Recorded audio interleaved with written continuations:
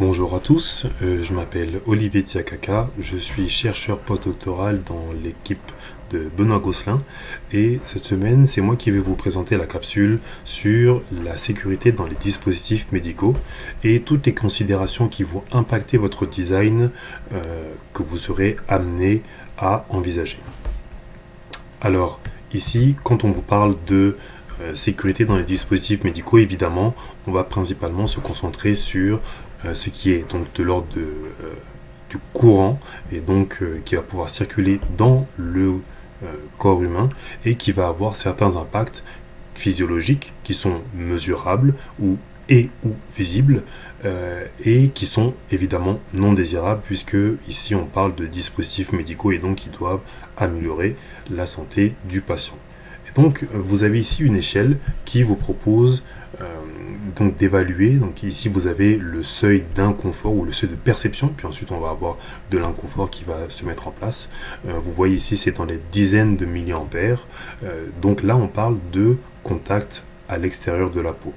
Alors pourquoi je vous précise ça ici, c'est parce que l'extérieur de la peau, donc la peau en elle-même, nous offre une protection qui est assez importante, comme on va le voir par la suite, aux différences de voltage et donc au courant qui va pouvoir circuler à l'intérieur de notre corps. Et cette protection nous permet quand même de résister à un certain nombre de choses, mais dès lors qu'elle sera dépassée, dès lors qu'on aura quelque chose qui excède la protection que nous confère la peau, dans ce cas-là, on pourra être vulnérable à donc des brûlures. Évidemment, ça comprend, j'imagine, tout de suite. Mais évidemment, il y a aussi toute la stimulation électrique qui va pouvoir être faite au niveau des tissus de notre corps et des tissus qui sont, mais pour le coup, quelque chose qui est excitable. Ici, on parlera principalement des tissus qui sont stimulables comme les muscles et en particulier le cœur, puisque dès lors que le cœur est touché, on aura un pronostic vital qui sera engagé. Alors ici, vous avez un exemple qui est donc assez parlant des deux principales sources de dommages au niveau du cœur. Donc ici, vous avez les macrochocs à gauche et puis les microchocs sur votre droite.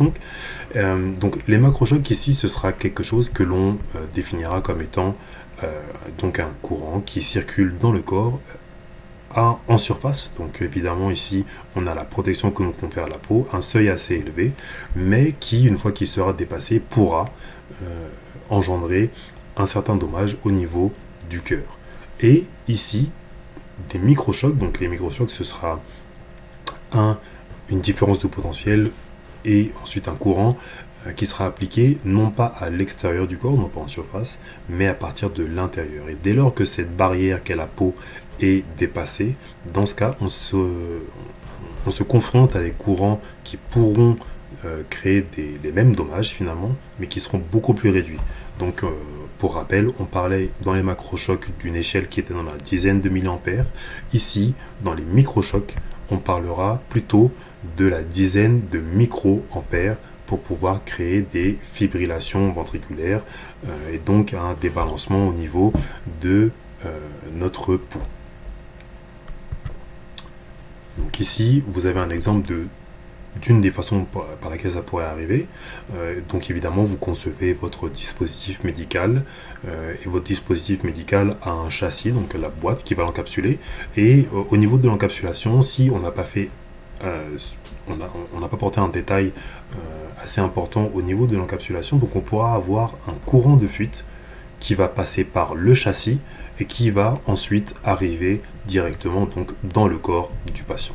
Donc ce courant de fuite pourrait être soit, mettons, une négligence, ou bien même on pourra avoir un défaut, mais quoi qu'il en soit, ce sera une connexion qui sera non voulue et qui viendra électrifier le châssis pour ensuite circuler dans le corps. Alors que, évidemment, si on prévoit cette possibilité, eh bien on viendra proposer une isolation, donc, ou du moins une isolation par une connexion à la terre de notre châssis au cas où ce défaut puisse arriver, et donc on pourra éviter un macrochoc parce que le courant qui circule au niveau du châssis viendra se reconnecter ici à la Terre au travers de cette liaison, et donc on aura un patient qui sera en sécurité.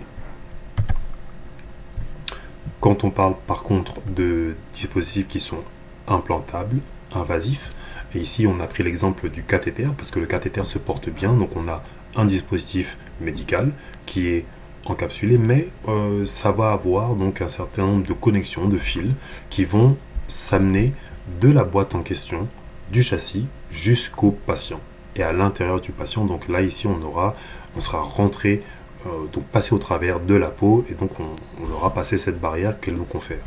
Et bien, dans plusieurs cas ici, on aura la possibilité d'avoir encore une fois un défaut qui viendra donc électrifier le châssis et qui pourra circuler comme là dans le corps du patient et donc pouvoir avoir un effet néfaste.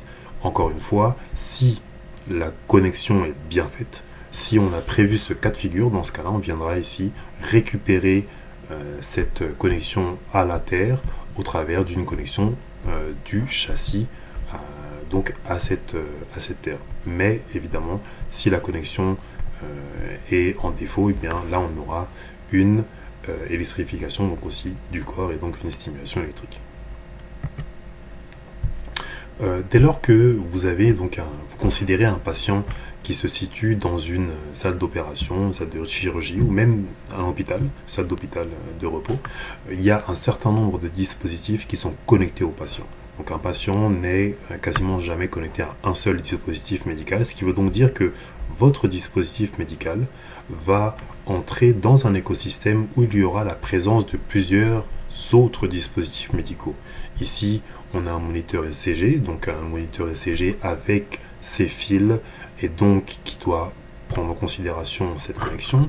On a également une mesure de la pression artérielle qui va se faire au travers d'un cathéter et donc qui va venir à l'intérieur du corps. Donc on va avoir tous ces dispositifs ici et puis même il faudra prendre en compte le courant qui est apporté à tous ces dispositifs et donc les connexions même de la salle. Donc évidemment il y a des normes, mais vous avez donc toutes ces considérations là à en prendre, non pas seulement pour votre dispositif, mais aussi en sachant qu'il viendra s'introduire dans un écosystème. Et donc on ne peut pas se reposer sur l'isolation correcte des autres dispositifs pour s'affranchir de ce devoir en tant que concepteur, conceptrice de dispositifs médicaux. Ce qui veut donc dire que si vous en avez un dans l'ensemble qui a un défaut, votre dispositif ne doit pas être pris en faute par ce défaut qui a été présenté, et donc vous devez être capable de vous assurer que votre dispositif est autonome dans le sens où il assure lui-même sa propre isolation, et en cas de défaut d'un autre dispositif, eh bien normalement cette isolation doit aussi être valable pour lui. Exemple très concret, ici vous avez une station d'observation pour tous les patients qui sont sous analgésie par exemple.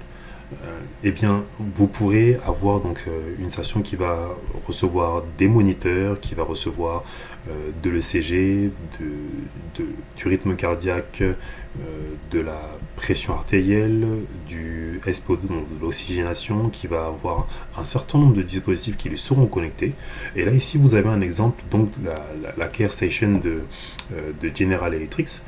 Elle se propose de centraliser l'isolation de tous les dispositifs et de la fournir aux patients. Ce qui veut donc dire que vous avez différents dispositifs médicaux qui vont venir se brancher à cette station avant d'arriver sur le patient. Et dans ce cas-là, la station est un produit autonome qui propose de centraliser les isolations pour que le bien-être du patient soit toujours présent. Et dans ce cas-là, différents fabricants pourront venir se connecter, comme Masimo, Nonin et autres, et en sachant très bien que leur dispositif n'est pas autonome. Ce qui veut donc dire que, évidemment, il va falloir assurer la compatibilité, mais c'est une approche qui peut être aussi envisagée en sachant très bien que votre force au niveau du développement du dispositif peut se baser à un endroit mais pas forcément à un autre, et donc dans ce cas-là on repose sur un autre fabricant pour assurer cette connectique. Alors là ici vous avez un exemple d'isolation. Donc à gauche, si on commence à gauche, on a un schéma qui est symbolique donc d'un ampli d'isolation avec la partie à gauche donc qui est la partie de l'entrée avec comme les amplis que vous connaissez qui a un taux de rejection en mode commun. Donc habituellement il n'y a que cette valeur là que vous regardez, mais ici on aura aussi un taux d'isolation. Donc un taux de rejection en mode isolation, et dans ce IMRR va être assez important, tout comme le taux de rejection en mode commun, pour pouvoir permettre l'isolation de la partie d'entrée par rapport à la partie de sortie. Alors ici, je note bien qu'il y a donc des connexions qui sont faites, mais n'oubliez pas que ces connexions sont symboliques. Vous avez cette résistance et cette capacitance ici qui sont là pour symboliser l'isolation en impédance entre la partie de gauche et la partie de droite. Et donc, vous avez cette tension symbolique V ISO comme isolation qui peut atteindre des kilovolts, mais qui dans les faits n'est pas utilisée puisque elle se situe entre l'entrée et la sortie, et que là évidemment on veut quelque chose qui soit isolé de l'entrée, donc on n'aura aucun intérêt à venir connecter ici. Mais ici vous avez une vue symbolique de l'isolation, donc avec ici un dessin avec une barrière d'isolation pour bien mentionner qu'ici on ne parle pas de quelque chose qui reliera l'entrée et la sortie. Alors là, ensuite, l'isolation pourra s'appliquer de différentes façons. Ici, vous avez un exemple qui a été pris donc de Analog Device avec une isolation entre la partie d'entrée et la partie de sortie qui est réalisée, là donc vous voyez la barrière d'isolation à l'aide d'un couplage inductif. Donc le couplage inductif qui permettra de ne pas avoir de courant qui circule directement de l'entrée à la sortie, en sachant que la sortie peut être liée au patient. Alors vous pourrez aussi avoir une isolation qui sera faite donc physiquement, optiquement. Donc vous allez pouvoir avoir ici des éléments optiques, que ce soit des LED, des photodiodes, des phototransistors, donc tout ce qui finalement dans la conception vous permettra d'isoler la partie d'entrée de la partie de sortie. Et enfin, vous avez une barrière d'isolation ici, isolation qui est faite à partir de kappa couplés, et donc qui vous permettra physiquement d'avoir un isolateur et qui vous permettra de ne pas avoir encore une fois de courant qui circule entre l'entrée et la sortie. Je vais décaler ici simplement pour que vous ayez donc les différentes références, mais évidemment ces références là sont présentes dans le document de référence. Alors pendant tout ce chapitre-là, on a parlé de tout ce qui pouvait être des courants donc, qui vont circuler dans le patient. Et évidemment, on a un certain nombre de tests qui peuvent être faits. Alors ici, vous avez les 3 tests qui sont envisagés au cas où ces courants circuleraient au travers du patient. Donc une fois que le dispositif est dans sa forme finale, eh bien, on va pouvoir ici venir tester tout simplement avec un ampèremètre entre eux, encore on reprend ici l'exemple du cathéter ou bien même du fil de la connexion de la dérivation qui sera appliquée dans le CG. On vient directement se plugger sur la dérivation et puis on va regarder par rapport à la masse si on a un courant qui dépasse les normes qui sont autorisées. Et puis ici, là ce ne sera pas entre une dérivation et une autre, enfin une dérivation et la masse, mais plutôt entre une dérivation et une autre, on viendra mesurer les courants, parce que évidemment ça peut arriver. Et puis ici, ce serait au cas où on aurait nos courants d'alimentation qui viendraient se réinjecter dans le patient, et donc on veut s'assurer que l'isolation soit bien faite. Et donc là, ici, vous avez différents tests qui pourraient être appliqués pour pouvoir être certaine que votre isolation est bien faite, car toutes ces isolations-là, tous ces risques qui sont prévenus sont dans l'intérêt évidemment d'un dispositif médical. Mais ça, on va en parler plutôt dans la seconde partie. Et donc ici, vous avez la ressource de référence évidemment qui est votre cours au niveau du chapitre 14. Et je vous retrouve après pour la suite. Très bien. Donc dans cette partie, on va plutôt parler de l'aspect légal qui se situe autour des dispositifs médicaux et vous allez voir que c'est quand même quelque chose qui est à prendre en compte. Donc quand je vous parle de l'aspect légal et de la régulation, vous me demandez sûrement pourquoi. Alors finalement, pourquoi est-ce qu'il faut considérer tout ça dès le début? Ou du moins avoir une notion de pourquoi considérer l'aspect légal et les normes au niveau des dispositifs médicaux. D'abord, tout d'abord, oui, il y a le but. Donc le but, c'est un dispositif médical est censé améliorer la santé et non pas la détériorer. Alors, on pourrait vous croire sur parole, mais on tient quand même à mettre ça par écrit pour être certain que le but est bien atteint. Car, évidemment, il peut y avoir des divergences au niveau de la compréhension de améliorer et on a voulu faire en sorte que ce soit assez clair. Et puis, principalement pour les personnes qui designent le système, ça va avoir un impact qui peut être soit partiel, soit total sur le projet. Donc, vous développez votre projet et puis vous arrivez à la fin et puis finalement, en voyant qu'on n'atteint pas les normes en termes de mécanique, en termes d'électricité, enfin de circuit électrique, en termes d'isolation, en termes donc il y a plein de normes qu'il faut respecter, même au niveau algorithmique aussi. Donc finalement, les personnes qui ne font que de l'algorithmique sont également soumises à ces normes-là. Et bien, si vous ne les respectez pas, vous allez devoir passer un certain temps à redesigner ce que vous avez fait. Donc ce qui conduit au prochain point, évidemment, c'est que au niveau des ressources, vous allez perdre du temps, mais vous allez perdre aussi de l'énergie. Alors si on parle en termes de marché, eh bien dans ce cas-là, vous savez très bien que le premier arrivé sur le marché est généralement le gagnant.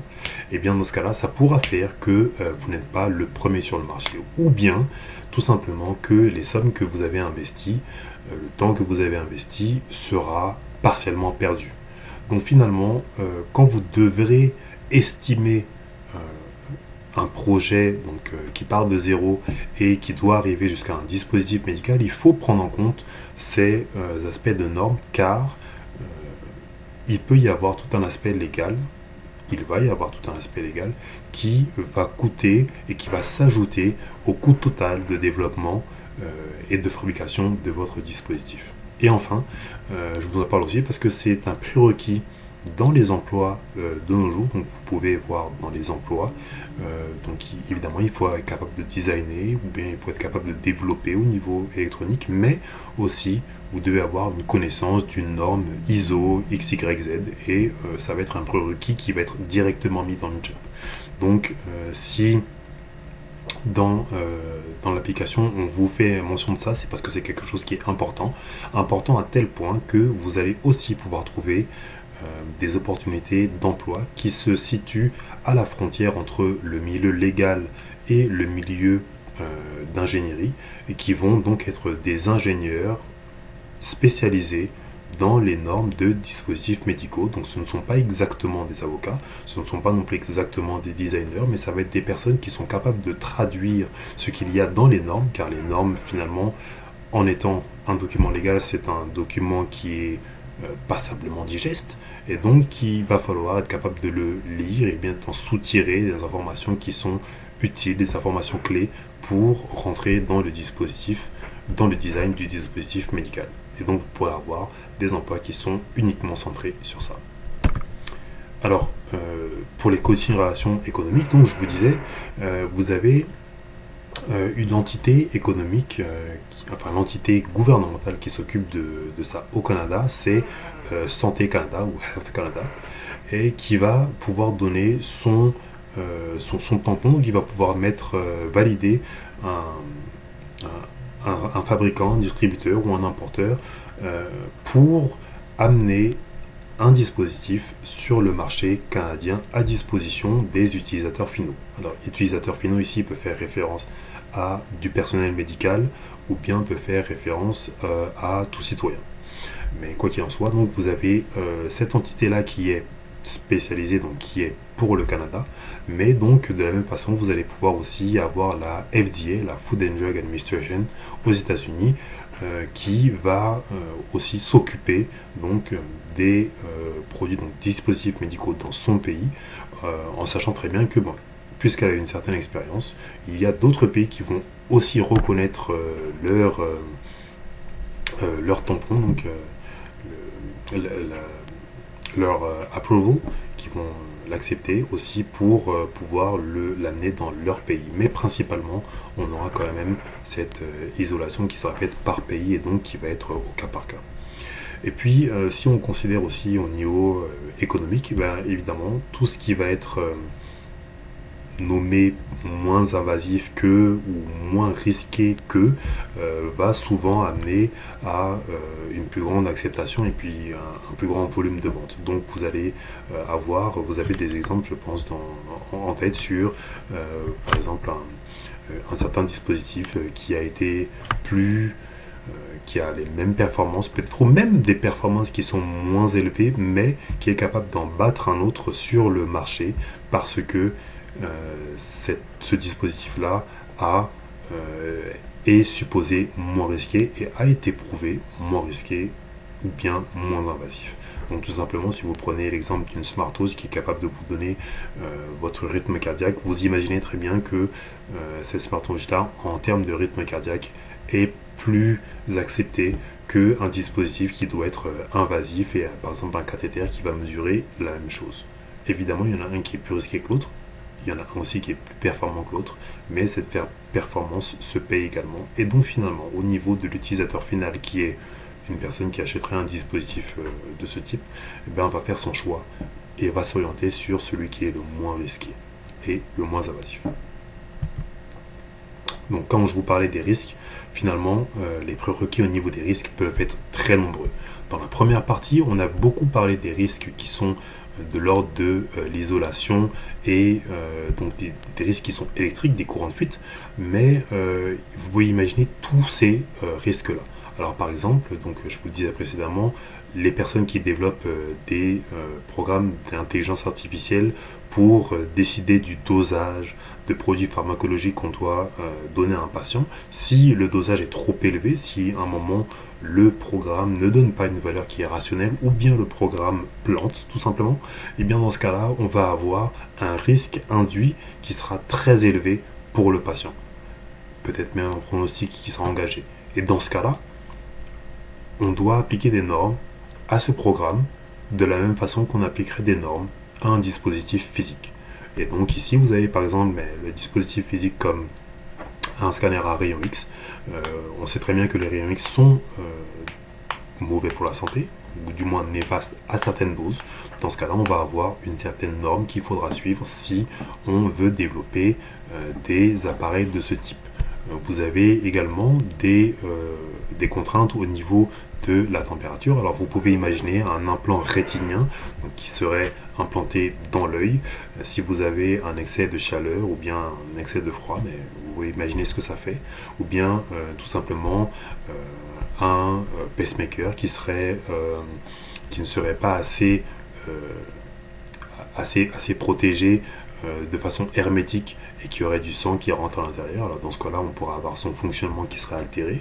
Ou bien même, encore une fois, au niveau de la structure mécanique, on pourra avoir un pacemaker, encore une fois, qui se déformerait ou bien qui aurait des bouts, des parties qui se détachent du dispositif et donc qui viennent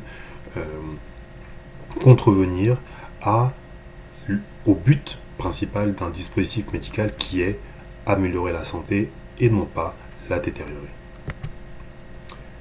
Alors tous ces risques-là sont à prendre en compte le plus tôt possible, évidemment pour, encore une fois, vous économiser du temps, de l'énergie, de l'argent aussi. Mais c'est surtout aussi pour éviter les va-et-vient entre les différentes phases, parce que en tant qu'ingénieur, vous vous situez plutôt sur la phase de preuve de concept et puis de design, mais ça ne va pas être forcément vous qui allez faire la validation clinique et puis qui allez être les utilisateurs finaux. Alors on ne veut pas avoir des allers-retours entre plusieurs phases comme ceci, mais aussi en sachant très bien que la validation clinique doit aussi passer par un comité d'éthique qui a un certain nombre de normes lui-même, bien que ce soit à des buts de recherche, il y a un certain nombre de normes qu'on ne peut pas appliquer quand on fait de la recherche, donc vous pouvez envisager tout ce qui est au niveau de la souffrance, etc. Donc on ne peut pas volontairement amener ce genre de désagrément simplement pour faire une validation clinique qui ne passerait même pas la validation finale au niveau de l'entité euh, qui est reliée donc aux aspects légaux de votre pays. Donc ça c'est un extrait qui est tout simplement de la loi donc, canadienne. Et puis là donc vous avez les prérequis au niveau de ce qui est considéré comme un dispositif médical. Donc évidemment, première étape, arriver à identifier le risque inhérent à votre dispositif. Donc si votre dispositif a tendance, ou bien même, enfin, a tendance à chauffer par exemple, comme par exemple un bistouri électrique, sa fonction est de... dans sa fonction, on a donc chauffé, mais il ne faut pas que sa fonction vienne en contradiction avec le fait que ce soit un dispositif médical. Donc, évidemment, il faudra voir ce qui est inhérent au dispositif, ou par exemple la stimulation, il faudra s'assurer que ça ne soit pas capable de donner une stimulation qui soit supérieure à des seuils, encore une fois, comme les stimulateurs cardiaques. Et puis, si le risque peut être éliminé, éliminez-le. Donc ça veut dire tout simplement comme dans la phase précédente, donc dans la partie précédente du cours, où je vous parlais simplement de une connexion du châssis à la masse qui peut être faite. Si vous pouvez la faire, faites-la. Et puis si ça n'est pas possible, dans ce cas-là, il va falloir essayer de réduire au maximum pour espérer passer ce seuil. Comme je vous le disais plus tôt, en termes d'autorité nationale, il y a Santé Canada qui s'occupe du maintien et de la qualité des dispositifs médicaux pour être certain qu'ils atteignent bien leur mission qui est d'améliorer la santé et donc aussi de réduire les risques qui sont encourus par les utilisateurs. Santé Canada s'appuie fortement sur la référence aux États-Unis qui est la FDA pour justement avoir une certification au niveau des dispositifs médicaux qui sont créés donc au sein même du Canada, en sachant très bien que l'on veut qu'ils soient compatibles puisque le marché canadien est très fortement lié au marché états-unien, et dans ce cas-là, ça fait du sens de s'aligner sur leurs standards. Et puis en dehors de cela, il y a des organisations qui sont internationales comme l'ISO ou bien l'IEC qui s'occupent de donner des standards dans un certain domaine. Donc en fonction des domaines, on aura à jongler entre plusieurs standards qui viennent de plusieurs entités, mais généralement ces entités-là s'occupent d'un domaine en particulier et viendront s'ajouter à ce qui est donné par les entités gouvernementales. Donc très schématiquement, on aura les entités gouvernementales qui s'assurent que les normes soient bien respectées, et ces groupes-là qui viendront donner les normes en question pour tel ou tel domaine. En parlant de normes, donc, il y a alors ce grand standard ici que vous voyez, qui est donc l'IEC 60601-1. Alors là, tout de suite, on commence à rentrer dans l'aspect très légal, puisqu'on a des tirets, et puis des chapitres aussi. Mais quoi qu'il en soit, vous pourrez avoir donc ce standard qui est une norme globale, et qui est le standard de base en termes de sécurité des dispositifs médicaux, et dont va en découler un certain nombre de standards particuliers en fonction du domaine dans lequel on se trouve, et qui pourra, en fonction de la classification que vous allez faire au niveau de votre dispositif, pourra s'appliquer ou pas. En sachant très bien que, en plus des standards particuliers, il y a des standards collatéraux qui viendront s'ajouter aux références qu'il faudra consulter et aux normes qu'il faudra suivre, en sachant que ces standards collatéraux peuvent infirmer des fois, ça veut dire prendre la priorité sur ce qui est dit dans les standards particuliers, et donc il va falloir un petit peu être capable de naviguer au travers de tout ça pour pouvoir être certain que le dispositif suit les normes et au final qu'il soit approuvé pour entrer en libre circulation. Alors ici, vous avez un tableau récapitulatif des classifications en termes de balance, donc bénéfice-risque, pour différents groupes de pays. Alors ici, je vous ai mis donc le Canada. Évidemment, le Canada suit très fortement un certain nombre de classifications qui sont opérées par d'autres pays aussi. Les États-Unis ont choisi de n'en avoir que 3.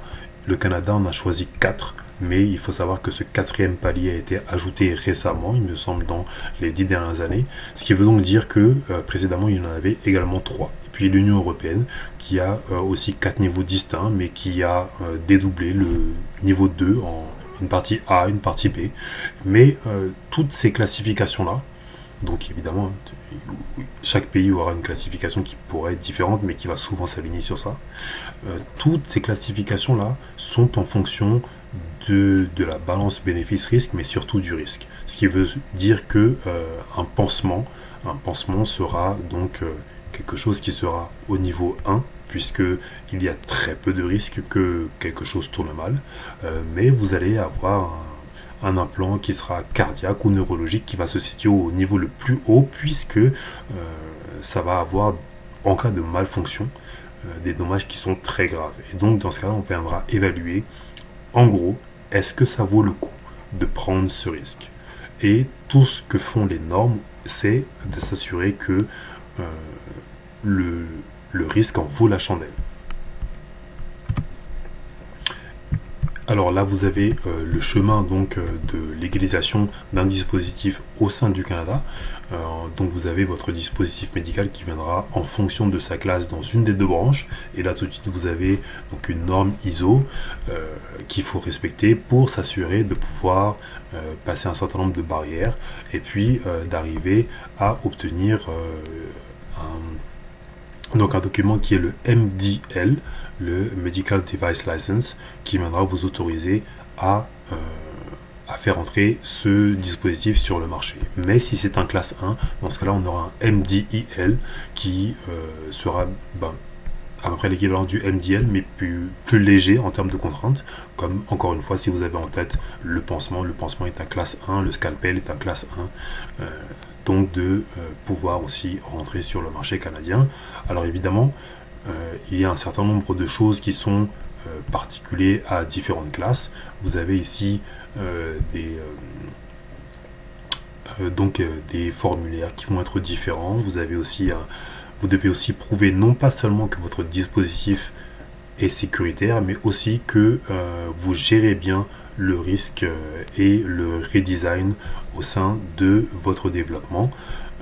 Et puis ici vous le voyez un exemple, hein, vous pouvez avoir les frais d'autorisation qui sont assez importants et donc il va falloir prendre en compte au niveau du coût global de développement de votre dispositif. Et puis ici, vous avez aussi, il faut classifier un système. Donc votre système, il faut le classifier dans le sens où si c'est un groupe par exemple de scalpel, vous pouvez en avoir de différentes tailles, de différents poids aussi. Mais ils feront tous partie de la même famille ou du même groupe. Et donc vous pourrez les présenter non pas comme étant un seul dispositif, mais comme étant un groupe de dispositifs qui sont très semblables. Et donc obtenir une autorisation de vente pour tous au lieu de devoir les passer un à un. Et puis je vous dis tout ça, mais ça peut être sujet à des changements n'importe quand. Donc plutôt, je vous disais, la classe 4 a été ajoutée. Et puis il y a des ajouts qui sont faits assez régulièrement pour pouvoir rester à jour par rapport à l'environnement, par rapport à l'avancée des technologies, et puis par rapport à l'avancée de nos connaissances sur justement la balance bénéfices et risques. Pour la FDA, c'est globalement le même principe. Évidemment, ça va avoir des noms qui sont différents. Donc ici, on a des Pre-Market Notification ou Approval. Donc, quoi qu'il en soit, ce sont des formulaires, ce sont des autorisations qu'il va falloir obtenir avant de pouvoir arriver sur le marché. Et ici, vous avez simplement donc une classification qui sera faite en fonction du niveau de risque de votre dispositif, et puis donc les formulaires qu'il va falloir, les autorisations qu'il va falloir obtenir, si c'est un dispositif qui est considéré comme déjà existant, ou du moins qui a un équivalent qui est déjà existant. Sinon, si c'est classifié comme étant un nouveau dispositif, donc dans ce cas-là qui n'a pas de predicate, donc dans ce cas-là, vous devrez suivre des chemins qui sont différents, mais dans tous les cas, à la fin, on arrivera toujours aux mêmes choses. Alors ici, quand je vous parle de predicate, donc c'est finalement un dispositif qui est équivalent en fonction et ou en structure. Alors on va en parler un peu après. Donc ici, je vous disais, l'importance du predicate, en fait, c'est de pouvoir prouver que le dispositif que l'on développe est équivalent à un autre dispositif déjà existant. Alors vous pouvez très bien imaginer que il y a donc des fois un dispositif qui sort en une première version, puis une version suivante, puis une version d'après, ou bien une famille de dispositifs qui ont des numéros qui sont qui se suivent ou bien qui sont très proches. Donc là, je pense par exemple à l'oxymètre de Pou de Nonin, qui est le numéro 3245, mais vous avez aussi le modèle 3240, et puis vous avez aussi le modèle 3130, et vous avez aussi le 3135, etc. etc. Donc finalement, tout ça va être fait non pas seulement parce que ce sont des dispositifs qui se ressemblent au niveau du design, mais surtout parce que c'est pratique au niveau de la certification de prouver donc un predicate existe déjà. Donc s'il y a un précédent, s'il y a un équivalent, dans ce cas-là, on peut sauter un certain nombre d'étapes là, ici je parle bien au niveau américain, on peut sauter un certain nombre d'étapes qui sont de l'ordre à montrer quelle est la nature du dispositif et donc quel est son risque inhérent. Si on a prouvé qu'il y a une équivalence, ou bien si on a une autre version, une autre famille de dispositifs qui est déjà produite, et bien dans ce cas-là, on va pouvoir sauter toutes ces étapes-là qui sont du temps, de l'argent, de l'énergie, et puis arriver directement à la certification. Donc, vous pouvez aussi comprendre pourquoi est-ce qu'il y a un certain nombre de fabricants qui sont de niche, donc c'est-à-dire qu'ils ont un seul type de dispositif qu'ils vont décliner plus ou moins à l'infini, puisqu'ils n'auront pas à repasser à chaque fois par la case de départ pour ensuite avoir des validations, mais qui vont simplement pouvoir avoir une approche qui est incrémentale et donc profiter d'un approval qui soit rapide. Alors, précédemment, vous avez pu voir passer donc, le MDSAP. Le MDSAP qui a été introduit assez récemment, je n'ai pas la date exacte, mais assez récemment, et qui est simplement le fait que plus le nombre de pays qui sont capables d'avoir des dispositifs médicaux, et plus vous avez un certain nombre de normes et un certain nombre d'entités qui viennent des fois se recouvrir, et on a jugé que cela n'était pas forcément nécessaire, d'autant plus que vous pouvez avoir des multinationales qui vont vendre un certain produit dans plusieurs pays. Vous pouvez penser à Medtronics, vous pouvez penser à plein d'autres, encore une fois, à Nona, à GE. Donc ces entreprises-là vont vendre sur plusieurs marchés, donc vont vendre sur plusieurs territoires qui peuvent être qui peuvent être régulés par différentes entités, et ces entités se sont mises d'accord pour que la reconnaissance de l'une puisse avoir une validité dans un autre pays. Ce qui veut dire que, ici, donc là, vous avez les 5 membres principaux. Donc pour l'instant, on en est simplement à 5 qui sont officiellement des membres, mais vous avez aussi d'autres membres qui sont soit observateurs, soit affiliés, donc qui ont prétention à y rentrer. Mais par exemple, une autorisation de vente au Brésil, en sachant qu'on est une multinationale qui vend en Australie, on peut faire reconnaître l'autorisation du Brésil au travers d'un MDSAP en Australie.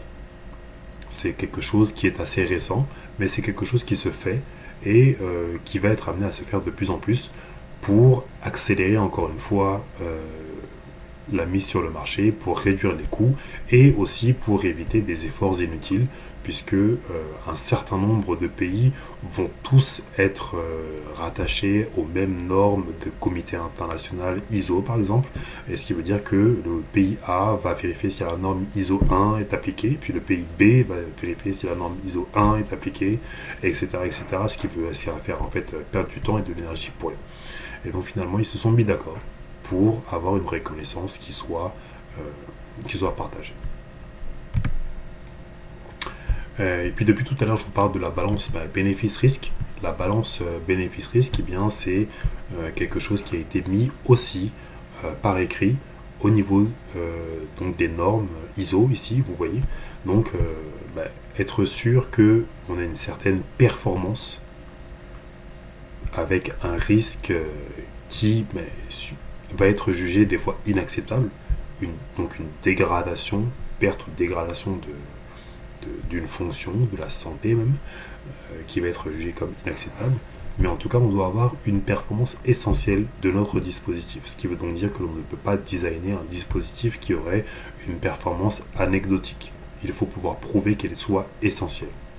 Et aussi, il faut pouvoir prouver que elle est contrainte par les normes de sécurité basiques, comme je vous l'ai présenté précédemment. Et puis, on essaie au maximum, encore une fois, de réduire les risques. Et puis, si on peut l'éliminer, on l'élimine, en sachant très bien, évidemment, qu'on ne pourra pas envisager toutes les possibilités de risque. Le risque zéro n'existe pas, mais on essaye au maximum de tendre vers ce risque nul. Et pour finir, ici, je vous mets donc un exemple d'un document qui est soumis à la FDA, donc au côté américain, mais qui est assez parlant, puisque c'est un document qui est soumis au niveau de l'entité pour qu'elle puisse valider, donc donner son aval, au niveau de la validation d'un certain dispositif, ici le Mouse Lab. Alors, vous avez tous les détails aussi au niveau de l'entreprise, au niveau de la classe du dispositif.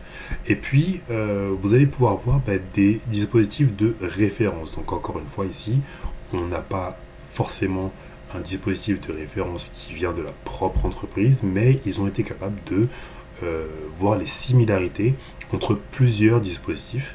Donc ici, vous avez un dispositif de Masimo et vous en avez d'autres. Donc ils vont être capables de montrer qu'ils sont équivalents. Et donc, dans ce cas-là, on peut se reposer sur leur présence pour continuer au niveau de l'aval de ce dispositif-là. Vous avez un certain nombre d'outils qui vous sont donnés, donc de caractéristiques clés au niveau, donc comme je vous le disais, de la prise en compte du risque à l'intérieur du développement du système. Et puis là, vous avez les normes qui sont suivies en termes de mesure de rythme cardiaque, de CG. Ici, vous avez une autre norme par rapport au SpO2, une autre norme par rapport à la température, etc. etc. Donc, c'est tout ça qu'il va falloir montrer que vous avez suivi ces normes et que donc ça a été pris en compte dans le développement et que si besoin il y avait, de pouvoir repasser par ces étapes-là pour être certain que c'est quelque chose qui sera bien encadré par la suite.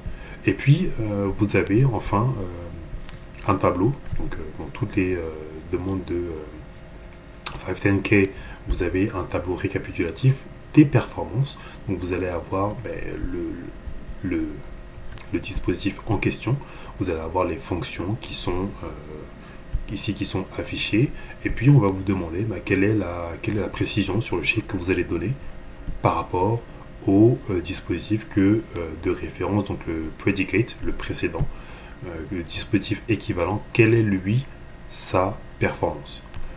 Et puis vous allez pouvoir avoir la même chose sur un certain nombre de données, donc que ce soit le rythme cardiaque, mais aussi au niveau plus électronique, par exemple la fréquence d'échantillonnage, l'impédance qui va avoir une implication au niveau de l'isolation, etc.